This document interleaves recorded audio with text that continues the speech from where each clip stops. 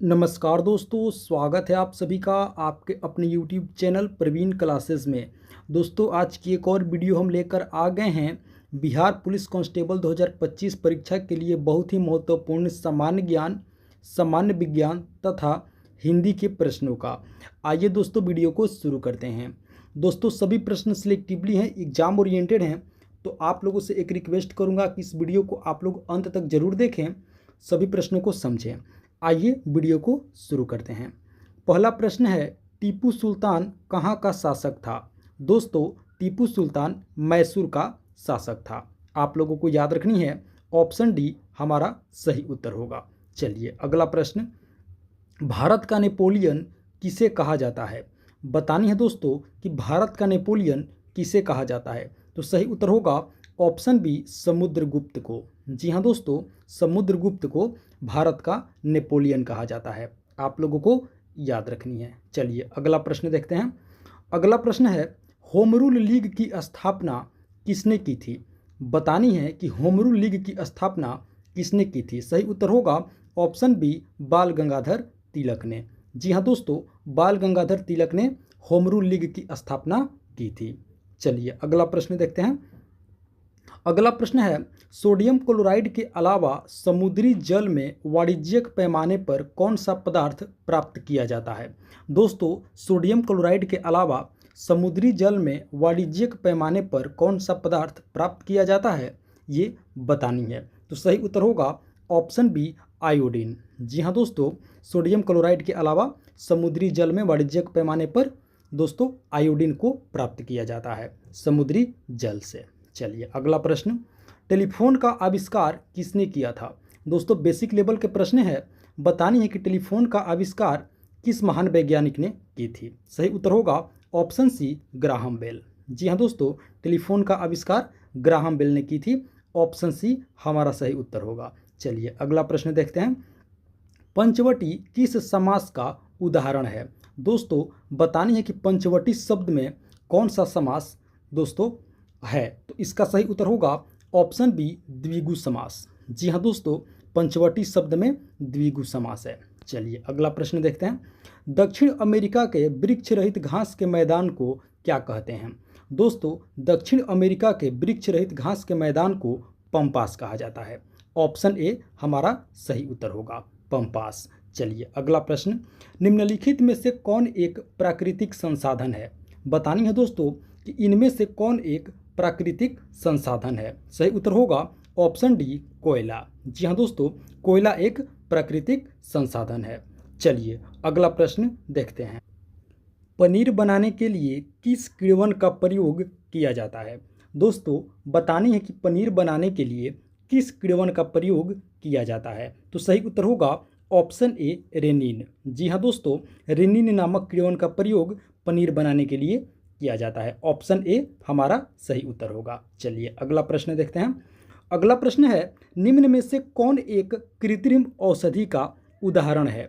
बतानी है दोस्तों कि इनमें से कौन सा एक कृत्रिम औषधि का उदाहरण है। तो सही उत्तर होगा ऑप्शन सी, एस्पिरिन। जी हाँ दोस्तों, एस्पिरिन एक क्या है, कृत्रिम औषधि का उदाहरण है। आप लोगों को याद रखनी है, कृत्रिम औषधि एस्पिरिन। चलिए अगला प्रश्न देखते हैं। अगला प्रश्न है, मीमांसा का समानार्थक शब्द बताएं। दोस्तों, मीमांसा का समानार्थक शब्द अर्थात समान अर्थ का शब्द बताना है। तो सही उत्तर होगा ऑप्शन डी, विवेचना। जी हाँ दोस्तों, मीमांसा का समानार्थक शब्द क्या होगा, विवेचना। ऑप्शन डी हमारा सही उत्तर होगा। चलिए अगला प्रश्न देखते हैं। अगला प्रश्न है, अटका बनिया देय उधार। दोस्तों, अटका बनिया देय उधार मुहावरे का सही अर्थ है।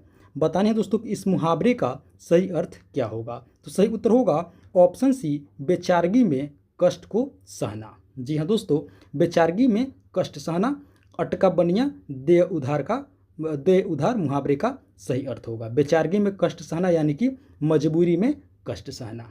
चलिए अगला प्रश्न देखते हैं। किरचॉफ का प्रथम नियम किस संरक्षण नियम से संबंधित है? बतानी है दोस्तों कि किरचॉफ का प्रथम नियम किस संरक्षण नियम से संबंधित है। तो दोस्तों, इसका सही उत्तर होगा ऑप्शन सी, द्रव्यमान संरक्षण के नियम से। जी हाँ दोस्तों, द्रव्यमान संरक्षण के नियम से किरचॉफ का प्रथम नियम दोस्तों संबंधित है। आप लोगों को याद रखनी है, ऑप्शन सी हमारा सही उत्तर होगा। चलिए अगला प्रश्न देखते हैं।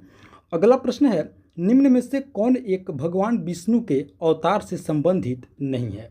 बतानी है कि इनमें से कौन सा एक भगवान विष्णु के अवतार से संबंधित नहीं है। तो सही उत्तर होगा ऑप्शन डी दधीची।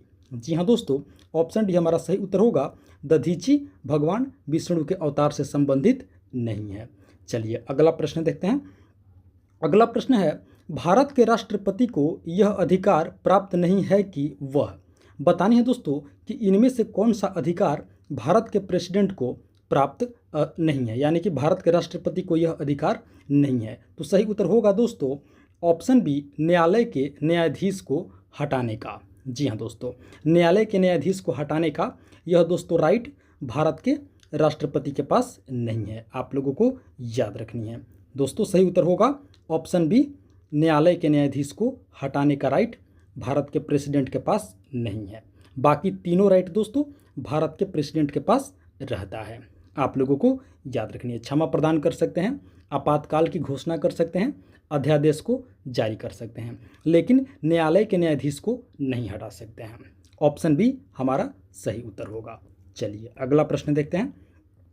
अगला प्रश्न है, ऑक्सीजन के एक अणु का द्रव्यमान कितना होता है? बतानी है कि ऑक्सीजन के एक अणु का द्रव्यमान कितना होता है। तो दोस्तों इसका सही उत्तर होगा ऑप्शन सी 32 ग्राम। जी हाँ दोस्तों, ऑक्सीजन के एक अणु का द्रव्यमान 32 ग्राम होता है। चलिए अगला प्रश्न देखते हैं। दोस्तों अभी तक आप लोगों ने वीडियो को एक लाइक नहीं किए हैं तो वीडियो को एक लाइक कर दीजिए और साथ ही साथ प्रवीण क्लासेस यूट्यूब चैनल को आप जरूर सब्सक्राइब कर लीजिए। चलिए अगला प्रश्न देखते हैं।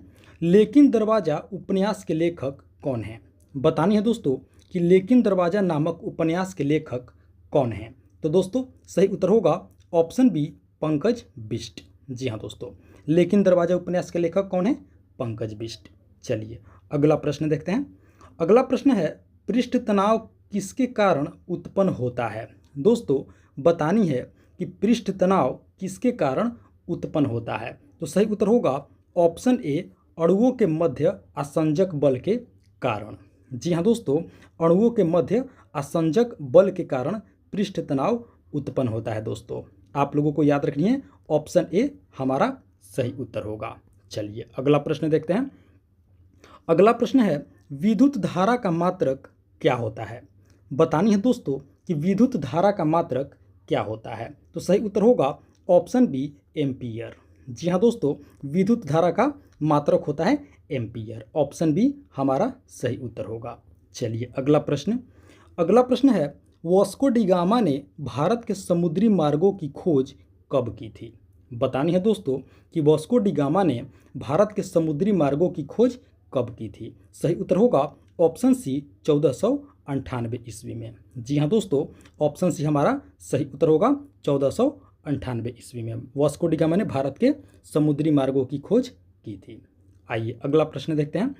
अगला प्रश्न है, भारत के प्रथम उप प्रधानमंत्री कौन थे?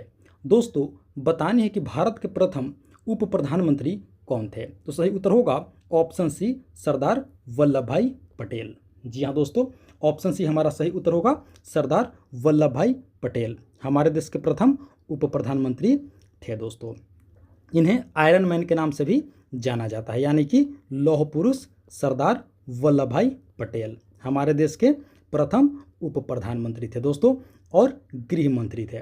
हमारे देश के प्रथम उप प्रधानमंत्री सरदार वल्लभ भाई पटेल तथा प्रथम गृह मंत्री थे। आप लोगों को याद रखनी है। चलिए अगला प्रश्न। अगला प्रश्न है, वर्गीकरण की द्विनाम पद्धति की अवधारणा किसने दी थी? बतानी है दोस्तों कि वर्गीकरण की द्विनाम पद्धति की अवधारणा किसने दी थी। तो दोस्तों सही उत्तर होगा ऑप्शन ए, लिनियस। जी हाँ दोस्तों, ऑप्शन ए हमारा सही उत्तर होगा, लिनियस ने वर्गीकरण की द्विनाम पद्धति की अवधारणा लिनियस ने दी थी। आइए अगला प्रश्न। अगला प्रश्न है, अंतर्राष्ट्रीय नर्स दिवस कब मनाया जाता है? दोस्तों बतानी है कि इंटरनेशनल नर्स डे कब मनाया जाता है। तो सही उत्तर होगा दोस्तों ऑप्शन डी, 12 मई को। जी हाँ दोस्तों, ऑप्शन डी हमारा सही उत्तर होगा 12 मई को प्रतिवर्ष अंतर्राष्ट्रीय नर्स दिवस मनाया जाता है, यानी कि इंटरनेशनल नर्स डे मनाया जाता है प्रतिवर्ष 12 मई को। ऑप्शन डी हमारा सही उत्तर होगा। तो दोस्तों ये थी हमारी आज की बिहार पुलिस के लिए बहुत ही महत्वपूर्ण सामान्य ज्ञान, सामान्य विज्ञान तथा हिंदी के प्रश्नावली वीडियो। आशा करते हैं वीडियो को आप लोग अंत तक जरूर देखे होंगे, सभी प्रश्नों को अच्छे से समझे होंगे और याद भी कर लिए होंगे।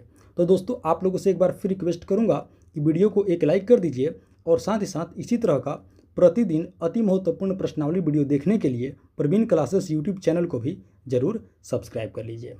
तो मिलते हैं एक और मोस्ट इंपॉर्टेंट टॉपिक वीडियो ले करके, तब तक के लिए आप सभी का बहुत बहुत धन्यवाद। जय हिंद दोस्तों।